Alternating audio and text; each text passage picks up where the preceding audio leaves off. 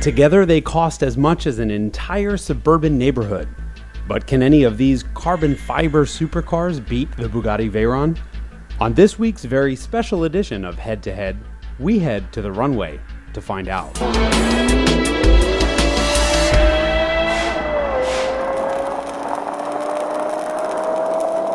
This is not your father's episode of Head to Head. Why? Because we have three cars behind us worth about $1 million and they're sitting on an airport runway. The problem is we just couldn't pick which two of those cars we like better. You get $1 million worth of supercar, you get a runway, and you have no security to kick you out. I think what you need to do is line them up, race them, and see which one's actually fastest. So I think we'll race the V8 car against the V10 car. The winner of that race gets to race the V12. Sound good?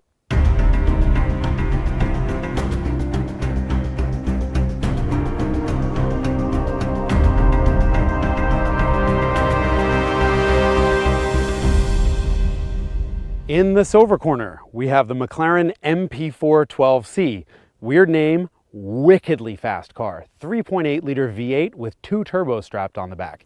In the yellow corner, Lexus LFA. It's a 4.8 liter V10 with no turbos, so it makes 50 horsepower less, but it's still a really fast car. They're both rear-wheel drive, but the McLaren is mid-engine, so it's got more weight on the back, which means faster getaway. Which one's faster through a quarter? Let's find out.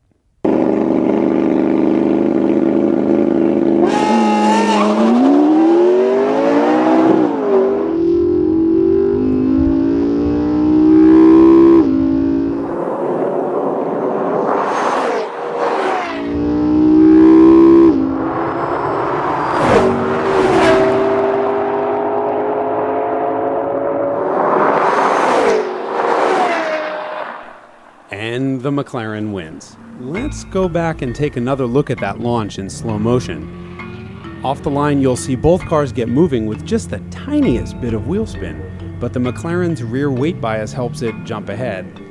And that's exactly where it stays for the rest of the race.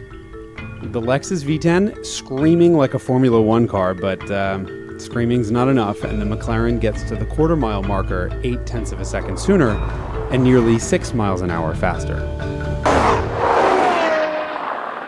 All right, Lexus, kind of the slowest of the bunch, but that's all right because it sounds the best. Anyway, round two, we have the McLaren up against a V12-powered Lamborghini Aventador.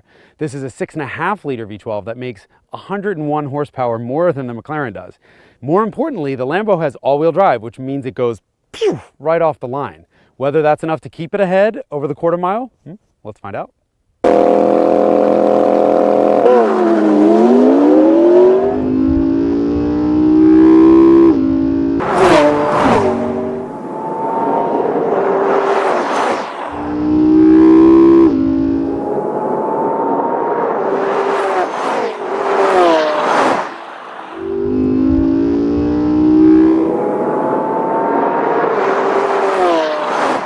Wait, what? Over so soon? All right, let's watch it again in slow-mo. The McLaren gets a jump off the line because, well, I was driving and I cheat, but cheating is no match for four-wheel drive launch, and the Aventador's is the most violent in the entire business. Thanks to its single-clutch automated manual, the shifts are just as painful. If you ever want to make your passenger cry, you put them in a Lambo. Luckily, it's all over in just 10.6 seconds, with the Lambo coming through the quarter-mile mark at 133.9 miles an hour. But does that mean the Lamborghini Aventador is the fastest carbon fiber supercar in the world? No.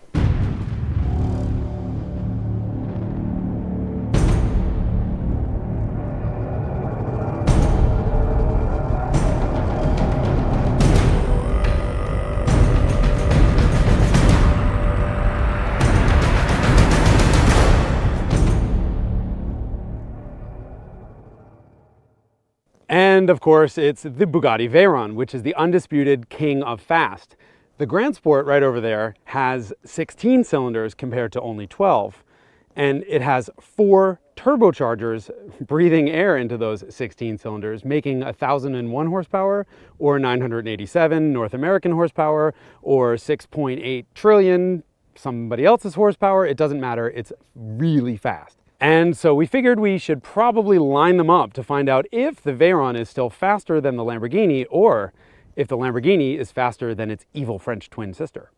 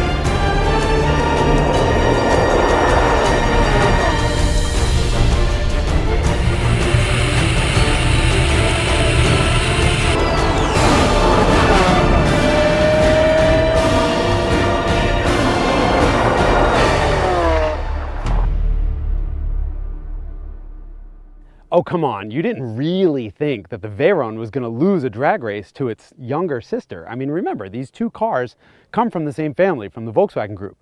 And let's be honest, what happens after the quarter-mile mark is what really counts. The Veyron keeps going to 253 miles an hour versus the Lamborghini's 217. The Bugatti is still speed king, but I think the important takeaway here is that is one fast Lamborghini.